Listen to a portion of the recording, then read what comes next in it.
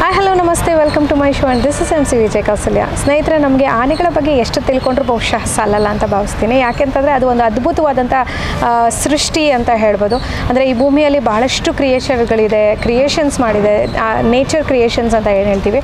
ಅದರಲ್ಲಿ ಬಹುಶಃ ಒಂದು ಕ್ಯೂಟೆಸ್ಟ್ ನೇಚರ್ ನಮಗೋಸ್ಕರ ಸೃಷ್ಟಿಸಿರುವಂಥ ಪ್ರಾಣಿ ಅಂತಂದರೆ ಅದು ಆನೆ ಅಂತ. ಸೊ ಆನೆಯ ಬಗ್ಗೆ ಒಂದಷ್ಟು ವಿಚಾರಗಳನ್ನು ತಿಳ್ಕೊಳ್ಬೇಕು ಅಂದಾಗ we have the apt person. ಅದಕ್ಕೆ ತುಂಬ ಸೂಕ್ತವಾದಂಥ ವ್ಯಕ್ತಿ ನಮ್ಮ ಜೊತೆ ಇದ್ದಾರೆ. That is mister Vikram Gowda sir. ಕಾರ್ಯಕ್ರಮಕ್ಕೆ ಸ್ವಾಗತ. ಹಾಗೆ ಇವತ್ತು ನಾವು ಆನೆಗಳ ಬಗ್ಗೆ ತಿಳ್ಕೊಳ್ಬೇಕಾದ್ರೆ ಒಂದೊಂದು ಪ್ರಾಣಿಗಳನ್ನು ನೋಡಿದಾಗ ನಮ್ಗೆ ಒಂದೊಂದು ವಿಚಾರಗಳು ನೆನಪಾಗುತ್ತೆ. ಹೇಗೆ ಅಂತಂದರೆ ಉದಾಹರಣೆಗೆ ನಾವು ಹಂದಿಯನ್ನು ವರಹ ರೂಪವಾಗಿ, ಹಾಗೆ ನರಸಿಂಹನ ರೂಪವಾಗಿ, ಆನೆಯನ್ನು ನೋಡಿದಾಗ ಗಣೇಶನ ರೂಪವಾಗಿ ಹೀಗೆಲ್ಲ ನೋಡ್ತಾ ಹೋಗ್ತೀವಿ. ಸೊ ಹೀಗಿರಬೇಕಾದ್ರೆ ಆನೆಯ ಒಂದು ಸೃಷ್ಟಿ ಮತ್ತು ಅದರದ್ದು ಒಂದು ವೈಶಿಷ್ಟ್ಯತೆ, ಅದರ ದೇಹದ ರಚನೆ ಮತ್ತು ಆ ದೇಹದಲ್ಲಿ ಅದಕ್ಕೆ ಆದಂಥ, ಈಗ ನೀವು ನಮಗೆ ಭಾಳ ಸಲ ಹೇಳಿದ್ದೀರಾ ಅದಕ್ಕೆ ತುಂಬ ಒಳ್ಳೆ ಮೆಮರಿ ಪವರ್ ಇದೆ, ಎಮೋಷ್ನಲ್ ಅಟ್ಯಾಚ್ಮೆಂಟ್ಸ್ ಇದೆ, ಆ ಥರ. ಸೊ ಹೀಗೆ ಆನೆಯ ಬಗ್ಗೆ ಹೇಳ್ತಾ ಇದ್ದಾಗ ಅದರ ಒಂದು ಕ್ರಿಯೇಟ್ ಮಾಡಿರುವಂಥ ರೀತಿ ಬಗ್ಗೆ ನಮಗೆ ತಿಳಿಸ್ಕೊಡ್ಬೋದಾ? ನೋಡಿ, ಜಗತ್ತಿನಲ್ಲಿ ಮನುಷ್ಯ ಪ್ರಾಣಿಗಳಲ್ಲೆಲ್ಲ ಅದ್ಭುತ ಅಂದರೆ ಆನೆ. 6ರಿಂದ 7,000 8,000 kg ತೂಗುವ ಒಂದು ದೈತ್ಯ ಪ್ರಾಣಿ, ಮಾಂಸ ಪರ್ವತ ಅಂತ ಹೇಳ್ಬೋದು. ಭೂಮಂಡಲದಲ್ಲಿ, ಅದರಲ್ಲಿ ಸಮುದ್ರದಲ್ಲಿ ನೀಲಿ ತಿಮಿಂಗಲಗಳನ್ನು ಬಿಟ್ಟರೆ, ನೀಲಿ ತಿಮಿಂಗಲಗಳು 45,000 kg ಇರ್ತವೆ. ಅದು ಬಿಟ್ಟರೆ ಆನೆನೇ ಅತಿ ದಪ್ಪವಾದ ಪ್ರಾಣಿ. ಆನೆಗಳು ಮಹಾನ್ ಬುದ್ಧಿವಂತ ಪ್ರಾಣಿ. ಈಗ ಸದ್ಯಕ್ಕೆ ಆನೆಗಳಲ್ಲಿ ಆಫ್ರಿಕಾದಲ್ಲಿ 2 ರೀತಿಯ ಆನೆಗಳಿದ್ದಾವೆ. ಒಂದು ಸವನ್ನ ಹುಲ್ಲುಗಾವಲಿನ ದೈತ್ಯ ಆನೆಗಳು, ಇನ್ನೊಂದು ಆಫ್ರಿಕಾದ ನಿತ್ಯ ಹರಿದ್ವರ್ಣ ಕಾಡುಗಳ ಆನೆಗಳು. ಅವೇ ಬೇರೆ ವಾಸ, ಇವೇ ಬೇರೆ. ಸ್ವಲ್ಪ ದೇಹ ರಚನೆಯಲ್ಲೂ ಹೆಚ್ಚು ಕಡಿಮೆ ಬೇರೆ ಬೇರೆ ಇದೆ. ಅದೇ ಸವನ್ನ ಹುಲ್ಲುಗಾವಲಿನ ದೈತ್ಯ ಆನೆಗಳು 7 ಟನ್ನು, 10 ಅಡಿ 11 ಅಡಿ ಹೈಟ್ ಇರ್ತವೆ. ಅದನ್ನ ಬಿಟ್ಟರೆ ಏಷ್ಯಾದ ಆನೆಗಳು. ಏಷ್ಯಾದ ಆನೆಗಳಲ್ಲಿ ಭಾರತದ ಆನೆಗಳು, ಥೈಲ್ಯಾಂಡಿನ ಆನೆಗಳು, ಸಮುದ್ರ ಅಂತ ಒಂದು ದ್ವೀಪ ಇದೆಯಲ್ಲ, ಆ ದ್ವೀಪದ ಒಂದು ಆನೆಗಳು, ಮತ್ತೊಂದು ಬೋರ್ನಿಯೋ ಅಂತ ಒಂದು ದ್ವೀಪದ ಲಿಲಿಪುಟ್ ಆನೆಗಳು. ಅವೆಲ್ಲ 1,500 2,000 kg ಅಷ್ಟೇ ಆನೆಗಳು. ಕುಳ್ಳ ಆನೆಗಳು, ಚಿಕ್ಕ ಆನೆಗಳು, ಹೀಗೆ ಹಲವಾರು ಇದೆ. ಅದರಲ್ಲೂ ಶ್ರೀಲಂಕಾದ ಆನೆಯಲ್ಲಿ 2 ಥರ ಆನೆಗಳು. ಶ್ರೀಲಂಕಾದ ಆನೆಗಳಲ್ಲಿ ಒಂದು ಸ್ವಲ್ಪ ಕೆಸರು, ಶೀತ ಪ್ರದೇಶ ಜಾಗದಲ್ಲಿ ವಾಸ ಮಾಡೋ ಆನೆಗಳು, ಇನ್ನೊಂದು ಕಾಡಲ್ಲಿ ವಾಸ ಮಾಡೋ. ಅಲ್ಲಿ ಏನು ಆ ಶೀತ ಪ್ರದೇಶದಲ್ಲಿ ವಾಸ ಮಾಡೋ ಆನೆಗಳಿದಾರಲ್ಲ, ಅವುಗಳಿಗೆ ಗಂಡಾನೆಗಳಿಗೆ ಕೋರೆ ಇಲ್ಲ, ಹೆಣ್ಣಾನೆಗಳಿಗೂ ಕೋರೆ ಇಲ್ಲ. ಏಷ್ಯಾದ ಆನೆಗಳಿಗೆ ಗಂಡಾನೆಗೆ ಮಾತ್ರ ಕೋರೆ, ಹೆಣ್ಣಾನೆಗಳಿಗೆ ಕೋರೆ ಇಲ್ಲ. ಅದೇ ಆಫ್ರಿಕಾದ ಹೆಣ್ಣಾನೆ ಗಂಡಾನೆ 2ಕ್ಕೂ ಕೋರೆಗಳಿವೆ. ಹೀಗೆ ಅವುಗಳ ದೇಹದ ರಚನೆ ವ್ಯತ್ಯಾಸಗಳು. ಅದೇ ಆಫ್ರಿಕಾದ ಆನೆಗಳಿಗೆ ನಮ್ಮ ಏಷ್ಯಾದ ಆನೆಗಳಾಗೆ ಕುಂಭಸ್ಥಳ ಇಲ್ಲ, ತಲೆ ಮೇಲೆ. ತಲೆ ಎಲ್ಲ ಬೋಳು, ಕಿವಿಗಳು ಅಗಲ, ಮಧ್ಯ ಬೆನ್ನ ಹತ್ರ ಒಂದು ಸ್ವಲ್ಪ ತಗ್ಗಿರುತ್ತೆ. ಮತ್ತು ಅದರದ್ದು ಸೊಂಡ್ಲಲ್ಲಿ 2 ಬೆರಳುಗಳಿರ್ತವೆ. ಹೀಗೆ ನಮ್ಮ ಆನೆಗೆ ಒಂದೇ ಬೆರಳು, ಹೀಗೆ ಕೊರೆಯಲ್ಲಿ ಅಲ್ಲ, ಸೊಂಡ್ಲಲ್ಲಿ. ಅದು ಮಾತ್ರ ಆಫ್ರಿಕಾದ ಆನೆಯಲ್ಲಿ ಈ ರೀತಿ 2 ಬೆರಳುಗಳಿರ್ತವೆ. ಅದು ಏನು ಬೇಕಾದ್ರೂ ಆರಾಮಾಗಿ ತಗೊಳ್ತದೆ. ಸೊಂಡ್ಲು ಮತ್ತು ಕಿವಿಗಳು ಅಷ್ಟೇ. ಆಫ್ರಿಕಾದ ಆನೆಗಳು ಕಿವಿ ಅಗಲ ಇರುತ್ತೆ, ನಮ್ಮ ಆನೆಗಳದ್ದು ಕಿವಿ ಕಡಿಮೆ ಇರ್ತದೆ. ನಮ್ಮ ಆನೆಗಳಿಗೆ ಕುಂಭಸ್ಥಳ ಇದೆ. ನಮ್ಮ ಆನೆಗಳು ಕುಂಭಸ್ಥಳಗಳು ಭಾರಿ ಸುಂದರವಾಗಿರ್ತವೆ. ಆಫ್ರಿಕಾದ ಆನೆಗಳು ಅಷ್ಟು ಸುಂದರವಾಗಿ ಕಾಣಲ್ಲ. ಆದರೆ ಆ ಆನೆಗಳು ದೈತ್ಯ ಆನೆಗಳು, ಆಫ್ರಿಕಾದ ಆನೆಗಳು ಎತ್ತರ ಇರುತ್ತೆ. ಗಂಡಾನೆ ಹೆಣ್ಣಾನೆಗೆ 2ಕ್ಕೂ ಕೋರೆ ಇರುತ್ತೆ. ಅದೇ ರೀತಿ ಪಾದಗಳ ರಚನೆ ತಗಂದ್ರೆ, ನಮ್ಮ ಏಷ್ಯಾದ ಆನೆಗಳಿಗೆ ಮುಂದಿನ ಕಾಲಲ್ಲಿ 5 ಬೆರಳುಗಳು, ಉಗುರುಗಳಿರ್ತವೆ. ಆದರೆ ಆಫ್ರಿಕಾದ ಆನೆಗಳಿಗೆ 3 ಉಗುರುಗಳು ಮಾತ್ರ. ಹಿಂದಿನ ಕಾಲಲ್ಲಿ ಅವುಗಳಿಗೆ 2 ಉಗುರುಗಳಿರ್ತವೆ. ನಮ್ಮ ಆನೆಗಳಿಗೆ 3ರಿಂದ 4 ಉಗುರುಗಳಿರ್ತವೆ ಹಿಂದಿನ ಕಾಲಲ್ಲಿ. ಮುಂದಿನ ಕಾಲಲ್ಲಿ ಆಲ್ಮೋಸ್ಟ್ ಒಂದು 5 ಇರುತ್ತೆ. 5 ಇರುತ್ತೆ. ಅದು ನಮ್ಮ 5 ಬೆರಳು ಅದು. ಅದು ಬೆರಳು ಹೊರಗೆ ಕಾಣಲಿಲ್ಲ ಅಂದರೆ ಅಲ್ಲ, ಒಳಗಡೆ ಮೂಳೆ ಹೀಗಿರುತ್ತೆ. ಹೀಗಿದ್ದಾಗ ಇದೆಲ್ಲ ಉಗುರುಗಳು ಹೊರಗಡೆ ಇರ್ತವೆ. ಆದರೆ ಮೂಳೆ ಹೀಗಿರುತ್ತೆ. ಇದ್ರ ಕೆಳಭಾಗದಲ್ಲಿ ಒಂದು ಗಟ್ಟಿ ಮಾಂಸದ ಒಂದು ಮುದ್ದೆ ಥರ ಇರುತ್ತೆ. ಅದ್ರ ಕೆಳಗಡೆ ಸೋಲು ಉಂಟಲ್ಲ, ಅದು ಇಷ್ಟು ದಪ್ಪ ಗಟ್ಟಿ ಇರುತ್ತೆ. ಸಾಮಾನ್ಯಕ್ಕೆ ಮುಳ್ಳುಗಳು, ಕಲ್ಲುಗಳು ಆನೆಗಳ ಕಾಲಿಗೆ ಚುಚ್ಚಲ್ಲ. ಆದರೆ ಆನೆಗಳ ಕಾಲು ಭಾರಿ, ಅದಕ್ಕೇನು ಹೇಳ್ಬೋದು ಅಂದರೆ ತುಂಬ ಪ್ಲ್ಯಾಂಡ್ ಆಗಿ ಅದು ಒಂದು ಮಾರ್ಪ್ ಆಗಿರೋದು. ಹೇಗೆ ಅಂದರೆ ಆನೆ ಹೀಗೆ ಕಾಲು ಊರಿದಾಗ ಅಗಲ ಬರುತ್ತೆ ಹೀಗೆ. ಕಾಲು ಎತ್ತಿದ ಕೂಡಲೇ ಅದು ಸಂಕುಚಿತಗೊಂಡು ಚಿಕ್ಕದಾಗ್ತದೆ. ಹಾಗಾಗಿ ಆನೆಗಳು ಕೆಸರೊಳಗೆ ಕಾಲಿಟ್ಟಾಗ ಅಲ್ಲಿ ಇಷ್ಟ ಅಗಲವಾದ ಒಂದು ಹೆಜ್ಜೆಗೆ ಪ್ರಿಂಟ್ ಬರುತ್ತೆ. ಅಲ್ಲಿಂದ ಅದು ಕಾಲು ಎತ್ತಬೇಕಾದ್ರೆ ಅದು ಕಾಲು ಸಂಕುಚಿತ ಆಗ್ತದಲ್ಲ, ಅವಾಗ ಕೆಸರೊಳಗೆ ಆನೆ ಸಿಕ್ಕಾಗಲ್ಲ. ಯಾಕೆಂದರೆ ಇಲ್ಲಿ ಇಷ್ಟಗಳ ಜಾಗ ಆಗಿರ್ತದಲ್ಲ, ಕಾಲು ಎತ್ತಿದ ಕೂಡಲೇ ಚಿಕ್ಕದಾಗ್ತದೆ ಕಾಲು. ಹೀಗಾಗಿ ಆನೆಗಳು ಕಾಲು ಎತ್ತಿದಾಗ ಚಿಕ್ಕದಾಗೆ, ಕಾಲು ಊರಿದಾಗ ಅಗಲ ಬರುತ್ತೆ. ಹಾಗಾಗಿ ಆನೆಗಳಿಗೆ ಕೆಸರಲ್ಲಿ ಹೋಗೋಕ್ಕೆ ಅದಕ್ಕೆ ಭಾರಿ ಸುಲಭ ಆಗ್ತದೆ. ಮತ್ತು ಆಫ್ರಿಕಾದ ಆನೆಗಳು, ಹೆಣ್ಣಾನೆಗಳು ಅವ ಗರ್ಭಾವಸ್ಥೆಯಲ್ಲಿ 22 ತಿಂಗಳು ಗರ್ಭಿಣಿಯಾಗಿ ಮರಿ ಹಾಕೋಕ್ಕೆ 22 ತಿಂಗಳು ಬೇಕು. ಆದರೆ ನಮ್ಮ ಏಷ್ಯಾದ ಆನೆಗೆ 20 ತಿಂಗಳು ಸಾಕು, ಅದಕ್ಕೆ 22 ತಿಂಗಳು ಬೇಕು. ಆಮೇಲೆ ಚರ್ಮಗಳು ಅಷ್ಟೇ. ನಮ್ಮ ಆನೆಗಳದ್ದು ಮೇಲಿನ ಚರ್ಮ ಒಂದು ಸ್ವಲ್ಪ ಸಾಫ್ಟಾಗಿ ಮೆತ್ತಗಿರುತ್ತೆ. ಆದರೆ ಆಫ್ರಿಕಾದ ಆನೆಗಳು ಜಾಸ್ತಿ ಮಡಿಕೆಗಳು, ಆಮೇಲೆ ತುಂಬ ರಫ್ ಆಗಿರುತ್ತೆ. ಹೀಗೆಲ್ಲ ಬದಲಾವಣೆಗಳು ಆನೆಗಳಲ್ಲೂ ಉಂಟು. ಅದರಲ್ಲೂ ಶ್ರೀಲಂಕಾದ ಆನೆಗಳು ಇಡೀ ಪ್ರಪಂಚದಲ್ಲಿ ಎತ್ತರವಾದ ಆನೆಗಳು ಅಂದರೆ ಶ್ರೀಲಂಕಾದ ಕೆಸರು ಸ್ವಾಂಪ್ ಎಲಿಫೆಂಟ್ ಅಂತ ಒಂದು ಇದೆ. ಆ ಆನೆಗಳು ಒಂದು ಆನೆದು ಎತ್ತರ ಸುಮಾರು 13 ಅಡಿ ಎತ್ತರ ಇರ್ತದೆ. ಅಷ್ಟು ದೊಡ್ಡ ಎತ್ತರದ ಆನೆಗಳು. ಶ್ರೀಲಂಕಾದ ಆನೆಗಳು ಪ್ರಪಂಚದ ಎಲ್ಲ ಆನೆಗಳಿಗಿಂತ ಎತ್ತರ. ಹೀಗೆ ಆನೆಗಳ ದೇಹ ರಚನೆಗಳು ಇರುತ್ತೆ. ದಂತಗಳ ಬಗ್ಗೆ ಹೇಳಿ ಸರ್. ಬಿಕಾಸ್ ವಿಶೇಷವಾಗಿ ಪ್ರತಿಯೊಬ್ಬರಿಗೂ ಹೇಗಿರುತ್ತೆ ಅಂತಂದರೆ, ಅದು ಅಂದರೆ ಆಗಿನಿಂದನೂ ಆನೆ ದಂತ ಅಂದಿದ ತಕ್ಷಣ ಅದೊಂದು ಕಾಸ್ಟ್ಲಿ ಅನ್ನೋ ಥರ ತಲೆಯಲ್ಲಿ ಬರುತ್ತೆ. ಬಟ್ ಆದರೆ ಆ ದಂತಗಳು ಆನೆಗಳಿಗೆ ಎಷ್ಟು ಮುಖ್ಯವಾಗುತ್ತೆ. ಮತ್ತು ಅದರ ಒಂದು ರಚನೆಗಳು ಕೂಡ ಒಂದೊಂದು ಆನೆಗೂ ಒಂದೊಂದಕ್ಕೂ ವಿಭಿನ್ನವಾಗಿರುತ್ತೆ. ಕೆಲವೊಂದು ಸಣ್ಣ ಇರುತ್ತೆ, ಕೆಲವೊಂದು ದಪ್ಪ ಇರುತ್ತೆ, ಕೆಲವು ತುಂಡ ಇರುತ್ತೆ, ಕೆಲವು ಉದ್ದ ಇರುತ್ತೆ, ಮತ್ತು ತೊಟ್ಲಾಕಾರದಲ್ಲಿರುತ್ತೆ, ಸ್ಟ್ರೇಟ್ ಇರುತ್ತೆ. ಸೊ ಇದು ಕೂಡ ಯಾವ ರೀತಿ ಇರುತ್ತೆ ಸರ್? ಆನೆಗಳು ದಂತ ಉಂಟಲ್ಲ, ಅದು ಆನೆದು ಹಲ್ಲಿನ ವರ್ಗಕ್ಕೆ ಸೇರ್ತದೆ, ಬೇರೆ ಯಾವುದೇ ವರ್ಗಕ್ಕೆ ಸೇರಕ್ಕಿಲ್ಲ. ಆನೆಗಳು ಹಲ್ಲಿನ ವರ್ಗಕ್ಕೆ ಅದರ ಕೋರೆಗಳು ಸೇರ್ತವೆ. ಒಂದು ಆನೆಗೆ ಶತ್ರುಗಳ ಹತ್ರ ರಕ್ಷಣೆ ಪಡೆಯೋಕ್ಕೆ, ಕಾತಾಡೋಕ್ಕೆ. ಇನ್ನೊಂದು ಭೂಮಿಯಲ್ಲಿ ತಳದಲ್ಲಿರೋ ಗೆಡ್ಡೆಗಳನ್ನು ಅಗದು ತಿನ್ನೋಕ್ಕೆ. ಇನ್ನೊಂದು ಆಫ್ರಿಕಾದಂಥ ದೇಶದಲ್ಲಿ ನೀರಿಲ್ಲದಾಗ ಅವು ನೀರಿನ ಮೂಲವನ್ನು ಕಂಡುಹಿಡಿದು ಕೋರೆಯಿಂದ ಅಗದು ಅಲ್ಲಿ ಅದರಲ್ಲಿ ನೀರನ್ನು ಶೇಖರಿಸಿ ಕುಡಿಯೋಕ್ಕೆ ಉಪಯೋಗಿಸ್ತವೆ. ಆನೆಗಳು ಕೋರೆಗಳು ಉಂಟಲ್ಲ, ವರ್ಷಕ್ಕೆ 6ರಿಂದ 7 ಇಂಚು ಬೆಳೆಯುತ್ತೆ. ಆನೆ ಸಾಯೋವರೆಗೂ ಕೋರೆ ಬೆಳೀತಲೇ ಇರ್ತದೆ. ಜಸ್ಟ್ ಲೈಕ್ ನಮ್ಮ ಉಗುರು ಬೆಳೀತದಲ್ಲ ಹಾಗೆ. ಈ ದನಗಳ ಕೊಂಬುಗಳು, ಕೋಡುಗಳು ಅಂತೀವಿ ನಾವು. ಆನೆಗಳು 7 ಇಂಚು ವರ್ಷ ಬೆಳೆಯುತ್ತೆ. ಆದರೆ ಗಂಡಾನೆಗಳು ಕೋರೆಗಳನ್ನು ನೋಡ್ಕೊಂಡು ಕೋರೆಗಳನ್ನು ಭಾರಿ ಹೆಮ್ಮೆ ಪಡ್ತವೆ. ಆಮೇಲೆ ಕೋರೆಗಳನ್ನ ಕಾಪಾಡ್ಕೊಳಕ್ಕೆ ಭಾರಿ ಕಷ್ಟಪಡ್ತವೆ.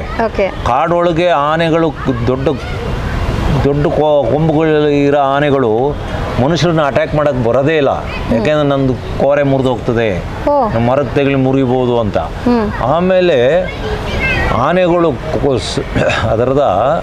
ಆನೆಗಳು ದಿನದ 24 ಗಂಟೆಯಲ್ಲಿ ಒಂದು 16 ಗಂಟೆ ಆಹಾರ ಹುಡುಕಿದರೆ ಒಂದು 200-205 kg ಅದಕ್ಕೆ ಪ್ರಿಯವಾದ ಆಹಾರನ, ಇನ್ನೂ ಉಳಿದ 8 ಗಂಟೆಯಲ್ಲಿ 4 ಗಂಟೆ ನಿದ್ದೆ ಮಾಡಿದರೆ ಇನ್ನು 4 ಗಂಟೆಯಲ್ಲಿ ಅದು ಅದರ ಕೋರೆಗಳನ್ನೆಲ್ಲ ಕಲ್ಲಿಗೆಲ್ಲ ತಿಕ್ಕಿ ಚೂಪು ಮಾಡ್ಕೊಂಡು ಮರಕ್ಕೆಲ್ಲ ತಿಕ್ಕೊಂಡು ಫಳ ಹೊಳೆಯಂಗೆ ಮಾಡ್ಕೊಂಡು ಅದ್ರ ಕೋರೆನೇ ಅದೇ ಹಿಂಗೆ ಮುಟ್ಕೊಂಡು ಅದು ಭಾರಿ ಇಷ್ಟಪಡ್ತದೆ, ಹೆಮ್ಮೆ ಪಡ್ತದೆ. ಹಾಗಾಗಿ ಕೋರೆಗಳನ್ನ ಅದು ತಿಕ್ಕಿ ಯಾವಾಗಲೂ ಕಲ್ಲುಗಳಿಗೆ ತಿಕ್ಕೋದ್ರಿಂದ ಕೋರೆಗಳು ಸೌದು ಹೋಗ್ತಲೇ ಇರ್ತವೆ. ಇದು ಕೋರೆಗಳನ್ನು ಬಿಳುಪು ಮಾಡ್ಕೊಂತಲೇ ಇರುತ್ತೆ. ಆನೆಗಳ ಕೋರೆಗಳು ಅದು ಏನು ಹೊರಗಡೆ ಹೊರಟಿರ್ತದಲ್ಲ ಅದರಿಂದ ಒಳಗಡೆ ಸುಮಾರು 1.5-2 ಅಡಿ ಒಳಗಡೆನೂ ಇರುತ್ತೆ. ಅದು ಆ ತಲೆ ಉಂಟಲ್ಲ ಅಲ್ಲಿ ಒಳಗಿಂದ ಬಂದಿರ್ತದೆ ಕೋರೆಗಳು. ಆದರೆ ಆನೆಗಳ ಕೋರೆಗಳ ವಿಚಾರ ಮಾತಾಡಬೇಕಾದ್ರೆ ಕೆಲವು ವಿಚಾರಗಳು ಹೇಳಲೇಬೇಕಾಗ್ತದೆ. ಆನೆಗಳ ಪೂರ್ವಜರಿಗೆ ನೀವು ಗೂಗಲಲ್ಲಿ ಎಲ್ಲರೂ ಹೋಗಿ ಸರ್ಚ್ ಮಾಡಿ ನೋಡಿ. ಆನೆಗಳ ಪೂರ್ವಜರಿಗೆ 4 ಕೋರೆಗಳಿತ್ತು ಅಂತ ನಮ್ಮ ವಿಜ್ಞಾನಿಗಳು ಹೇಳ್ತಾರೆ. ನಮ್ಮ ಸೈನ್ಸ್ ಇದು ಹೇಳುತ್ತೆ ಆನೆಗಳ ಇತಿಹಾಸ.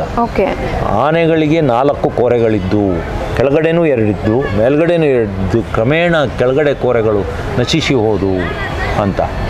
ಅದಕ್ಕೊಂದು ಕರೆಕ್ಟಾಗಿ ನಮಗೊಂದು ನಮ್ಮ ರಾಮಾಯಣದಲ್ಲಿ ಒಂದು ಉದಾಹರಣೆ ಸಿಗ್ತದೆ. ವಾಲ್ಮೀಕಿ ರಾಮಾಯಣದಲ್ಲಿ ಸುಮಾರು ಜನ ರಾಮಾಯಣ ಏನಾರ ಮಾಡಿದರು, ಆದರೆ ವಾಲ್ಮೀಕಿನೇ ಫಸ್ಟ್ ಬರೆದಿದ್ದು ರಾಮಾಯಣನ. ವಾಲ್ಮೀಕಿ ರಾಮಾಯಣದಲ್ಲಿ ಒಂದು ಪ್ರಸಂಗ ಬರ್ತದೆ. ಯಾವಾಗ ಸೀತಾಮಾತೆನ ರಾವಣ ಅಪಹರಣ ಮಾಡಿರ್ತಾನೆ, ಆವಾಗ ಸುಗ್ರೀವ ಎಲ್ಲ ದಿಕ್ಕಿಗೂ ಅವನ್ನ ದೂತರನ್ನು ಕಳಿಸಿದಾಗ ಹನುಮಂತ, ಅಂಗದ, ಜಾಂಬುವಂತ, ಇನ್ನು ನೀಲ, ಇನ್ಯಾರ್ಯಾರೋ ವೀರಗಳನ್ನು ದಕ್ಷಿಣ ದಿಕ್ಕಿಗೆ ಕಳಿಸ್ತಾನೆ. ಇವರು ಬಂದು ಸಮುದ್ರ ಸೈಡಲ್ಲಿ ನಿಂತ್ಕೊಂಡು ಅವರಿಗೆ ಇನ್ನು ಸಮುದ್ರ ನೋಡಿ ಹೆದರಿಬಿಡ್ತಾರೆ. ಎದುರಿಗೆ ಶ್ರೀಲಂಕಾದಲ್ಲಿ ಒಂದು ದ್ವೀಪನೂ ಕಾಣ್ತಾ ಇರ್ತದೆ, ಅಲ್ಲಿ ಯಾಕೆ ಇರಬಾರ್ದು ಅಂತ ಅಷ್ಟೊತ್ತಿಗೆ ಬೇರೆ ಥರದ ಮೆಸೇಜ್ಗಳು ಅವ್ರಿಗೆ ಗೊತ್ತಾಗ್ತದೆ. ಆವಾಗ ಹನುಮಂತ ತನ್ನ ಪರಾಕ್ರಮದಿಂದ ಅಲ್ಲಿಂದ ಜಂಪ್ ಮಾಡಿ ಹೋಗಿ ಅಲ್ಲಿ ಏನೇನೆಲ್ಲ ಅಲ್ಲಿ ಎಲ್ಲ ನಡೆಸಿ ಆಮೇಲೆ ಸೀತಾದೇವಿನ ಕಂಡು ಮಾತಾಡಿ ವಾಪಸ್ ಬಂದಾಗ ಆಮೇಲೆ ಇವರೆಲ್ಲ ಸಮುದ್ರದ ಸೈಡಲ್ಲಿ ಕೂತಾಗ ಇದೆಲ್ಲ ವಾಲ್ಮೀಕಿ ರಾಮಾಯಣದಲ್ಲಿ ಇರೋದನ್ನೇ ನಾನು ಹೇಳ್ತಿರೋದು. ಇದರಲ್ಲಿ ನಾನು ಯಾವುದೂ ಸೇರಿಸೂ ಇಲ್ಲ, ಏನೂ ಇಲ್ಲ. ಎಲ್ಲ ಮಾತಾಡಿ ಅಲ್ಲಿ ನಡೆದಿದ್ದ ಘಟನೆ ಎಲ್ಲ ಇವ್ರನ್ನೆಲ್ಲ ಕೂರ್ಸ್ಕೊಂಡು ಇವರೆಲ್ಲ ಭಾರಿ ಖುಷಿಯಲ್ಲಿ ಕೂತಿರ್ತಾರೆ. ಏನು ಮಾಡ್ದ ಅಂತ ಸೀತಾದೇವಿ ಸಿಕ್ಕಿದ್ಲು ಕೂಡ ಖುಷಿ ಆಗ್ತದೆ. ಆಮೇಲೆ ಏನಾಯಿತು ಅಂದಮೇಲೆ ಎಲ್ಲವನ್ನ ಹೇಳಿ ಲಾಸ್ಟಿಗೆ ಒಂದು ಮಾತು ಹೇಳ್ತಾನೆ. ನಾನು ರಾವಣನ ಕೋಟೆಯ ಬಾಗಿಲಲ್ಲಿ ಒಂದು ದೊಡ್ಡ ಬಿಳಿ ಆನೆಯನ್ನು ನೋಡಿದೆ, ಅದಕ್ಕೆ 4 ಕೋರೆಗಳಿದ್ದು ಅಂತ. ಇದು ವಾಲ್ಮೀಕಿ ರಾಮಾಯಣ ಇವತ್ತೇ ಬುಕ್ ತೆಗೆದು ಓದಿ, ಆಯಿತಾ? ಅದರಲ್ಲಿದೆ. ಹಾಗಾಗಿ ನಮ್ಮ ವಿಜ್ಞಾನ ಏನು ಹೇಳ್ತದೆ, ಆನೆಗಳಿಗೆ 4 ಕೋರೆಗಳಿದ್ದು ಅಂತ. 5-10 ಸಾವಿರದ ಹಿಂದೆ ತ್ರೇತಾಯುಗದಲ್ಲಿ ಬಹುಶಃ ಆನೆಗಳಿಗೆ 4 ಕೋರೆಗಳಿದ್ದು. ಯಾಕೆಂದರೆ ಹನುಮಂತನೇ ಹೇಳಿದ ಮೇಲೆ ಅದು ಶ್ರೀಲಂಕಾದಲ್ಲಿತ್ತು ಅಂತ. ಅದು ಆಗ್ತದೆ. ಅದಾದ ಮೇಲೆ ಅದು ಹೀಗೆ 4 ಕೋರೆಗಳದ್ದು ನಾನು ಒಂದು ನಿಮಗೆ ಗೂಗಲ್ ಸರ್ಚ್ ಮಾಡಿ, ಇಲ್ಲ ವಾಲ್ಮೀಕಿ ರಾಮಾಯಣ ಓದಿ, ಇವೆರಡೂ ಸತ್ಯನೇ. ರಾಮಾಯಣ ನಡೆದಿದೆ, ಅದು ಸತ್ಯನೇ. ಹಾಗಾಗಿ ಆನೆಗಳಿಗೆ ಹಿಂದೆ 4 ಕೋರೆಗಳಿದ್ದು. ಆಮೇಲೆ ಕೋರೆಗಳು ಯಾವ ಥರ ಬೇಕಾದ್ರೂ ಬೆಳಿತವೆ, ಹಾಗೆ ಹೀಗೆ ಅಂತಲ್ಲ, ಯಾವ್ಯಾವ ಥರ ಬೇಕಾದ್ರೂ ಬೆಳಿತವೆ. ಹಿಂದೆ ಔರಂಗಜೇಬನ ಕಾಲದಲ್ಲಿ ಅದು ಪಕ್ಕದ ಯಾವುದೋ ರಾಜ್ಯದಲ್ಲಿ ಒಂದು ಆನೆ ಇತ್ತಂತೆ. ಅದ್ರ ಕೋರೆಗಳು ಈ ನಮ್ಮ ಗಾಡಿ ಎತ್ತುಗಳದ್ದು ಕೋರೆ ಅಲ್ಲ, ಕೊಂಬುಗಳು ಹೋಗ್ತಾವಲ್ಲ, ಹೀಗೆ ಮೇಲೆ ಹೋಗ್ತಂತೆ. ಇವನು ಒಂದ್ಸತಿ ಕೇಳಿದಂತೆ ಇವನಿಗೆ ಆನೆ ಮೇಲೆ ಭಾರಿ ಇಷ್ಟ ಆಗ್ಬಿಡ್ತಂತೆ. ಒಂದ್ಸತಿ ಕೇಳಿದಂತೆ, 2 ಸತಿ ಕೇಳಿದಂತೆ. ಇದು ಔರಂಗಜೇಬನ ಹಿಸ್ಟ್ರಿಯಲ್ಲಿದೆ. ಔರಂಗಜೇಬನ ಹಿಸ್ಟ್ರಿ ತೆಗೆದು ಓದಿ. ಒಬ್ಬ ಫ್ರೆಂಚ್ ಬರಹಗಾರ ಇದು ಬರ್ದಿರೋದು. ನನ್ನ ಹತ್ರ ಅವನ ಹೆಸರು ಮರ್ತೋಯ್ತು, ನನ್ನ ಹತ್ರ ಬುಕ್ ಇದೆ, ಅದರಲ್ಲಿ ಬೇಕಾದ್ರೆ ಇನ್ನೊಂದು ದಿವಸ ಹೇಳ್ತೀನಿ ಅವನು ಯಾರು ಅಂತ. ಆಮೇಲೆ ಇವನು ಯಾವಾಗ ಆನೆನ ಕೇಳಿದಾಗ ಅವನು ಕೊಡೋದಿಲ್ಲ ಅಂತಾನೆ. ಇವನೊಂದು 10-20 ಸಾವಿರ ಸೈನಿಕರನ್ನೆಲ್ಲ ತಗೊಂಡೋಗಿ ಎಲ್ಲ ವಾಡ್ದು ಕಡ್ದು ಒಂದು 10 ಜನ, ಇವನ ಕಡೆನೇ ಒಂದು 2-3 ಸಾವಿರ, ಅವನ ಕಡೆನೇ ಒಂದು 10 ಸಾವಿರ ಜನ ಸತ್ತು. ಅದೇನು ಸತ್ತಿದ್ದಿಲ್ಲ, ಅಕ್ಕಿಕ್ಕಿರಲಿಲ್ಲ. ಆಮೇಲೆ ಆನೆ ಎಳ್ಕೊಬಂದು ಅವನು ಆಸ್ಥಾನದಲ್ಲಿ ಕಟ್ಕೊಳ್ತಾನೆ. ಹಾಗೆ ವಿಚಿತ್ರ ಕೋರೆಗಳೆಲ್ಲ ಇರ್ತವೆ. ಆದರೆ ಆನೆಗಳಿಗೆ ಶೋಭೆ ತರೋದು, ಆನೆಗಳನ್ನ ಸುಂದರವಾಗಿ ಕಾಣಿಸ್ಕೊಳ್ಳೋದು ತೊಟ್ಲು ಕೊಂಬು. ನಮ್ಮಲ್ಲಿ ಒಂದು ನನ್ನ ಊರಲ್ಲಿ ನಮ್ಮದೊಂದು ವೆಸ್ಟರ್ನ್ ಘಾಟ್ ಬಾರ್ಡ್ರಲ್ಲಿ ಅಗ್ನಿ ಅಂತ ಒಂದು ಗ್ರಾಮ ಇದೆ. ಭಾರಿ ಮಳೆ ಬೀಳೋ ಜಾಗ, 300-400 ಇಂಚು ಮೇಲೆ ಮಳೆ ಬೀಳೋ ಅಂಥ ಜಾಗ. ಅಲ್ಲಿ ಒಂದು ಬೆಟ್ಟದಲ್ಲಿ 4 ನದಿಗಳು ಹರಿತವೆ, ಹುಟ್ಟುತ್ತವೆ. 2 ನದಿಗಳು ಅರಬ್ಬಿ ಸಮುದ್ರ ಹೋದರೆ ಇನ್ನು 2 ನದಿಗಳು ಬೇ ಆಫ್ ಬೆಂಗಾಲ್ ಸೇರ್ತದೆ ಕಾವೇರಿ ಮುಖಾಂತರ. ಅಲ್ಲಿ ಒಂದು ಆನೆ ಇತ್ತು, ಅದ್ರದ್ದು ಹೀಗೆ ಕೊರೆಗಳು, ಹೀಗೆ ಒಳ್ಳೆ ಮ್ಯಾಮತ್ ಆನೆಗಳು ನೋಡ್ದಂಗೆ ಆಗ್ತಿತ್ತು. ಹಿಂದೆ ಜೂಲ್ ಆನೆಗಳು ಅಂತ ಇದ್ದು, ಅಂದರೆ ಫುಲ್ ಮೈ ತುಂಬ ಕೂದಲಿರೋ ಅಂಥವು, ಈ ರಷ್ಯಾ ಅಂತಲ್ಲೆಲ್ಲ ಅವು ಭಾರಿ ಆನೆಗಳು. ಅವು ಹಿಮ ಪ್ರದೇಶದಲ್ಲೇ ಬೆಳೀತಿದ್ದವು, ಅಂದರೆ ಬದುಕಿರುತ್ತವು. ಅವಕ್ಕೆ ಇಷ್ಟಿಷ್ಟುದ್ದ ಕೂದಲಿತ್ತು.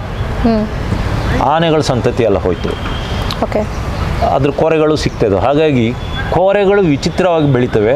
ಆದರೆ ಆನೆ ಕೋರೆಗಳು ಅದು ಅದರಲ್ಲಿ ಏನೇನೋ ಕೆತ್ತನೆ ಮಾಡ್ತಾರೆ, ದುಡ್ಡಿದ್ದವರಿಗೆ ಅದನ್ನ ಇಟ್ಕೋಬೇಕು ಅಂತ ಇರ್ತದೆ ಮನಸ್ಸು. ಅದಕ್ಕೀಗ ಇಡೀ ವರ್ಲ್ಡ್ ಮಾರ್ಕೆಟ್ ಬ್ಯಾನ್ ಆಗಿದೆ. ಕದ್ದು ಮುಚ್ಚಿ ವ್ಯಾಪಾರಗಳು ನಡೀತಲೇ ಇದೆ.